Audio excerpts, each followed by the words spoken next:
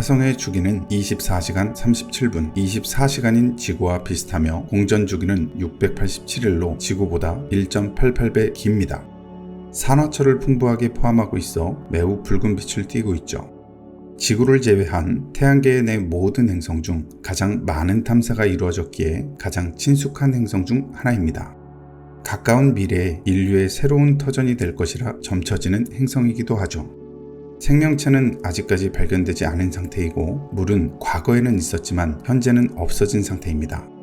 대기권은 이산화탄소와 소량의 질소와 아르곤 그리고 극미량의 산소로 구성되어 있습니다. 기압은 0.0063 기압밖에 되지 않는 관계로 생명체가 호흡하기 부적절한데요. 이는 거의 진공 상태라고 할 수 있죠. 즉, 화성은 생명체가 살아가기 힘든 척박한 환경입니다. 이런 척박한 환경이 만들어진 이유는 화성의 행성 자기장이 지구 자기장의 800분의 1에 불과하기 때문인데요. 그렇기 때문에 강력한 태양풍으로부터 행성을 보호할 수가 없고 화성의 대기가 모두 날아가 버려 공기가 거의 존재하지 않기 때문이죠.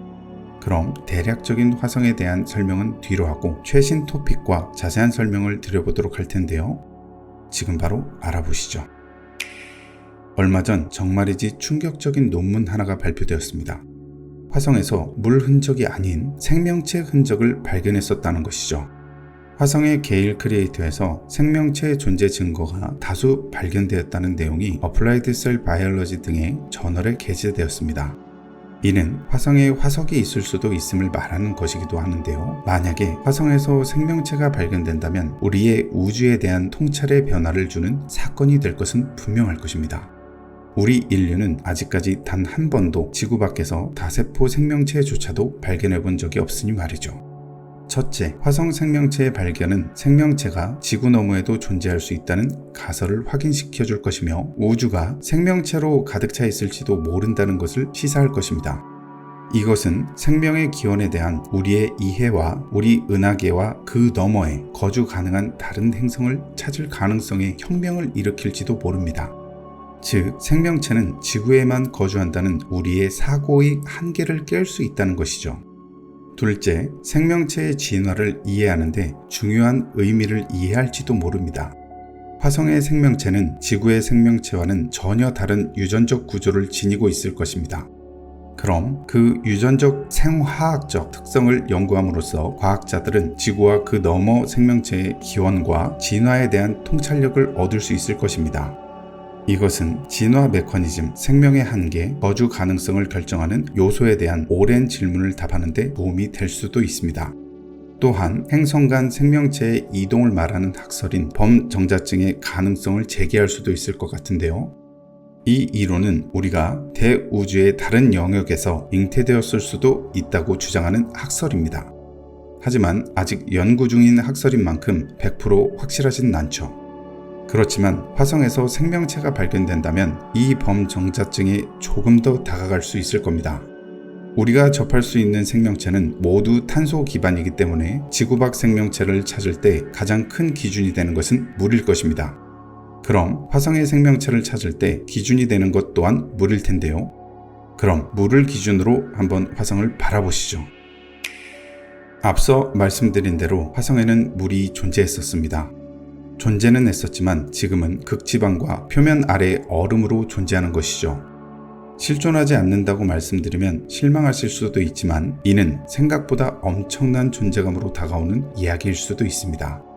화성에 물이 있다는 과학적 의미 중 하나는 과거 또는 현재 생명체의 증거를 찾을 수 있다는 것인데요. 물은 우리가 알고 있는 생명체의 필수 구성 요소 중 하나이며 화성에 물이 존재한다는 것은 생명체가 과거 거주 가능했거나 잠재적으로 지하에서 미생물이 거주할 수 있음을 시사하는 것이기도 한데요. 우리가 물의 흔적을 찾을 수 있다는 것은 생명체의 흔적을 찾을 수 있다는 것을 말하는 것일지도 모릅니다. 과거 잠재적으로 생명이 존재했거나 미생물이 있었다는 것을 말하는 것일지도 모르는데요. 그렇다면 언젠가 생명체의 흔적을 찾게 될지도 모르는 것이죠. 게다가 화성에 물이 존재한다는 것은 미래 탐사와 식민지화를 위해서라도 중요한 의미를 가집니다.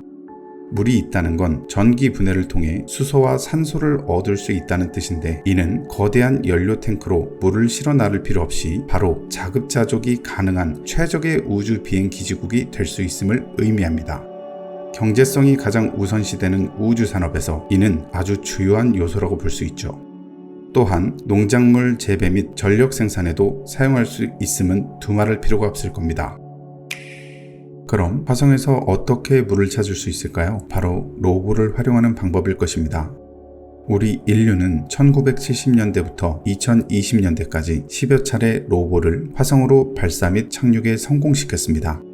극심한 모래 폭풍과 험난한 환경을 뚫고 성공시킨 것은 그야말로 인류의 승리라고 할 수 있는데요. 그럼 그런 로봇으로 물을 찾는 방법을 알아보겠습니다. 첫 번째, 착륙 지점을 선택해야 합니다. 로봇을 사용하여 화성에 물을 찾는 첫 번째 단계는 물이 있을 만한 곳에 착륙해야 할 것입니다. 위성 이미지나 기타 데이터를 분석하여 극지방이나 만년설 근처 또는 과거 물 흔적 가능성이 높은 곳으로 가야 할 것입니다. 두 번째는 지상 침투 레이더를 사용해야 합니다. 착륙 지점을 선택하면 로봇은 지상 침투 레이더를 사용하여 수면 아래의 물을 찾을 수 있습니다. 레이더는 전자기파를 지상으로 보내고 반사를 측정하여 지하의 사진을 만듭니다. 그 다음으로는 물의 흔적을 찾아야 합니다. 로봇은 설이나 얼음과 같은 흔적도 찾을 수 있습니다. 이것은 토양과 암석의 샘플을 수집할 수도 있는데요. 이 샘플을 로봇에서 분석하거나 물의 존재를 확인하거나 추가 연구를 위해 지구로 다시 가져올 수 있습니다. 이런 일련의 과정을 통해 로봇은 물의 존재를 확인할 수 있는 것인데요. 그리고 추후 말씀드릴 나사의 샘플 리턴 프로그램 연계를 통해 지속적이고 유기적인 연구 또한 가능하게 된 것이죠. 나사와 유럽 우주국은 21세기 새로운 우주적 통찰을 넓히기 위해 가장 야심찬 캠페인을 벌이고 있습니다. 바로 나사 샘플 리턴 프로그램인데요. 우주에 있는 샘플들을 지구로 가지고 오는 일련의 임무입니다. 이 프로그램은 태양계를 탐험하고 행성의 기원과 진화, 지구 너머 생명체의 가능성에 대한 근본적인 질문을 푸는 데 중점을 두고 있는데요. 달 샘플을 가져오는 아폴로 미션과 해성 샘플을 반환하는 스타더스트 미션을 포함하여 여러 미션에 대해 구현되었죠. 현재 나사는 유럽 우주국과 공동으로 MSR 미션이라는 화성 샘플 교환 미션을 계획하고 있었습니다. MSR 미션에서는 여러 가지 복잡한 엔지니어링 문제가 포함됩니다. 첫 번째 단계는 퍼서비어런스 로봇을 화성에 보내 화성 표면에 샘플을 수집하고 캐시를 저장합니다.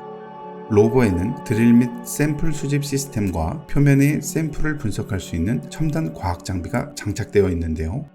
샘플을 수집한 후 튜브에 넣고 회수할 수 있도록 표면에 둔 뒤 지구로 가져올 수 있도록 조치합니다.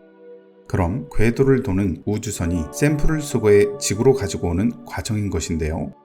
어떻게 보면 간단해 보일 수도 있는 이 과정은 정말이지 획기적인 과학적 노력입니다.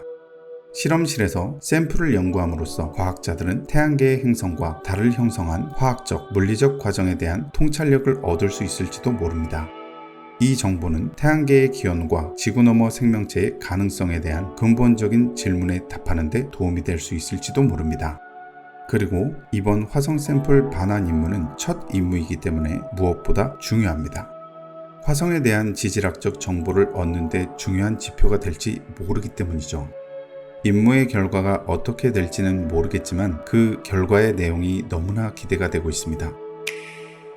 지구인이라면 가장 익숙한 이름 화성.